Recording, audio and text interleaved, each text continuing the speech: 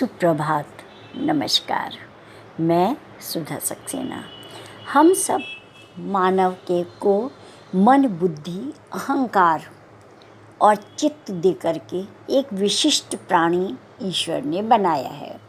सामान्यतः भौतिक संसार के अनेक विषयों को ग्रहण करने से हमारे मस्तिष्क में अनेक प्रकार के विचार आते हैं और अनेक प्रकार की संभावनाओं का उदय होता है, किंतु तमाम विचार और तमाम संभावनाएं करने से हमारा मन डरता है और हमें लगता है वह गलत भी है। उस समय हमारे हृदय पर उसकी प्रतिक्रिया होती है और वह तेज़ी से धड़कने लगता है और इस प्रकार से हम देखते हैं कि हृदय और मस्तिष्क के बीच में एक द्वंद्व चलता है। आइए आज हृदय या मस्तिष्क, इस पर ही थोड़ा विचार करते हैं। मस्तिष्क और हृदय के बीच चलने वाले द्वंद्व को विकट स्थिति का सामना प्रायः प्रत्येक मनुष्य को करना पड़ता है। कभी कभी यूँ भी होता है कि मस्तिष्क और हृदय पूर्णतः विपरीत दिशा में खींचते हैं। ऐसे में प्रश्न यह उठता है कि किसकी सुनी जाए। कुछ लोग तर्क प्रधान होते हैं। ऐसी स्थिति में वे मस्तिष्क को वरीयता देते हैं। व्यवहारिक दृष्टि से वे अधिक सफल भी रहते हैं, परंतु दीर्घ काल में इसके भी कुछ दुष्परिणाम दृष्टिगत होते हैं। वहीं कुछ लोग भावना प्रधान होते हैं। उनके अधिकांश निर्णय हृदय से शासित होते हैं।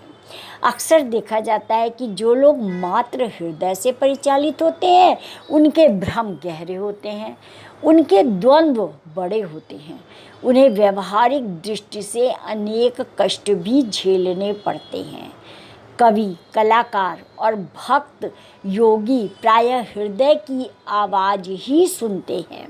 हृदय में ही जीवन को उच्च पथ पर ले जाने वाली महान प्रेरणाएं स्फुटित होती हैं, यह सत्य है। अतः प्रश्न उठता है कि श्रेष्ठ कौन है, मस्तिष्क या हृदय? इस संदर्भ में स्वामी विवेकानंद जी ने कहा कि मस्तिष्कवान परंतु हृदय शून्य होने की अपेक्षा मैं 100 बार यह पसंद करूँगा कि मेरे पास मस्तिष्क बिल्कुल भी ना हो, परंतु थोड़ा हृदय बाकी रहे। वस्तुतः शुष्क हृदय व्यक्ति में मानवता दम तोड़ देती है और वास्तव में हृदय और मस्तिष्क में समन्वय बेहद आवश्यक है। हृदय अनंत हो परंतु विचार बुद्धि निश्चित परिमाण में कार्य अवश्य करे।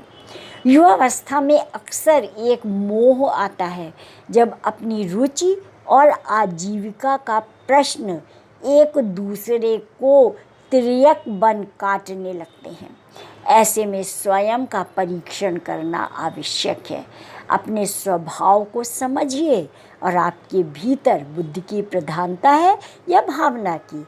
आपके भीतर सांसारिक सफलताओं की आकांक्षा है या आत्मसंतुष्ट रहने की प्रवृत्ति है। ऐसा ना हो कि जीवन पर भर पछतावे के साथ जीना पड़े कि जब हृदय और मस्तिष्क में से एक का चुनाव करना था तब सही निर्णय नहीं कर पाए। आज के विषय का तात्पर्य ये है कि बहुत सारी भौतिक परिस्थितियों में हमें निर्णय मस्तिष्क से लेना पड़ता है, लेकिन हृदय की जो कोमल भावनाएं हैं, दया, साहस, प्रेम इत्यादि, उनको यदि हम प्रस्फुटित करते रहेंगे तो हमारे मस्तिष्क के विचार सदैव इन कोमल भावनाओं से सींचे जाते रहेंगे, जिसके कि परिणाम स्वरूप हम अपने भावों के साथ, अपने सुख और दुख के साथ दूसरे की भी परेशानी और सुख और दुख को समझ सकेंगे। जिन बातों से हमें कष्ट होता है हम वह दूसरों के साथ नहीं करेंगे। तात्पर्य यह है कि हृदय और मस्तिष्क यदि विपरीत दिशा में जा रहे हैं तो हमें उनमें सामंजस्य बैठाने के लिए विवेक का सहारा लेना चाहिए। तर्क पूर्ण व्यवहार हो, लेकिन विवेकपूर्ण भी हो, दयामय भी हो और साहस भी हो। क्योंकि बहुत बार जब हम अपने कार्य में असफल होते हैं तो हमें विचारों को पुनः एक नवीन दृष्टि से सोचना पड़ता है और करना पड़ता है।